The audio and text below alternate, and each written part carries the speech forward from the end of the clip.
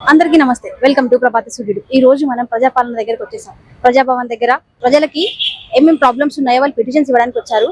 So వాళ్ళ petitions ద్వారా వాళ్ళకి ప్రాబ్లమ్ సాల్వ్ అవుతుందా లేదా మనం ఒకసారి తెలుసుకుందామండి వాళ్ళని అందరిని అడిగి. ఎట్లుందంటే గవర్నమెంట్ లో ఏం సదుపాయాలే లేవు, అవి తెలిసినోళ్ళకే వస్తాయి. డబుల్ బెడ్రూమ్ కూడా అప్లై చేస్తే అవి కూడా లేవు. ఇక్కడికి ఎన్నిసార్లు వచ్చినారమ్మా?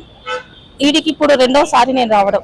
లోపల ఏమన్నారు మరి మీకు? మా పాప సర్టిఫికేట్ తీసుకోవాలంటే సదరం సర్టిఫికేట్ ఉంది, అన్ని ఉన్నాయి. రేషన్ కార్డు పేరు లేదు, రేషన్ కార్డు పేరు వచ్చినప్పుడు రావాలి, అప్పుడు అప్లై చేస్తే తీసుకుంటాం అంటూ. అప్పుడు 2 సంవత్సరాల కిందనేమో అది సదరం సర్టిఫికేట్ లేనందుకు పింఛన్ చేయలేరు.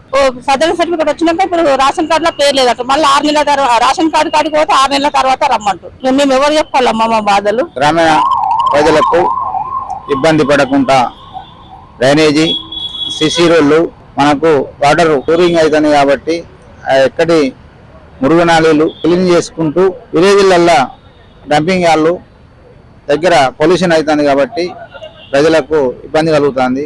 డిస్ట్రిక్ట్ కలెక్టర్ గారికి మన విన్నపం చేసిన సో విలేజ్లల్లో ఎస్సీ ఎస్టీ కాలనీలలో వాటర్ క్లోరింగ్ అవుతుంది కాబట్టి మేము ఇంత దూరం రావాల్సి వచ్చింది. మీరు ఇప్పుడు పిటిషన్ పెట్టుకున్నారు ఇక్కడే?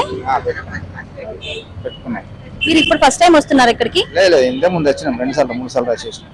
వీళ్ళు ఎట్లా రిసీవ్ చేసుకుంటున్నారు మమ్మల్ని? మిమ్మల్ని బాగున్నది ప్రజాపాలన బాగున్నది. ఇంత ముందు లేకుండే ఇప్పుడు బీఆర్ఎస్ పాలనలో ఏమంతా కూడా మాకు స్పందన జరగలేదు. ఈ కాంగ్రెస్ పాలన వచ్చిన కూడా రేవంత్ రెడ్డి ప్రభుత్వం మంగళవారం శుక్రవారం పెట్టిన ఈ దినోత్సవం రోజున సందర్భంగా మొత్తం ప్రజాపాలన అనే సందర్భంగా మాకు అన్ని క్లియర్ అవుతున్నాయి. ప్రభాత సూర్యుడు జాతీయ తెలుగు దినపత్రిక. ప్రతి అక్షరం నిజం వైపు. నిజం దాగదు, వార్త ఆగదు.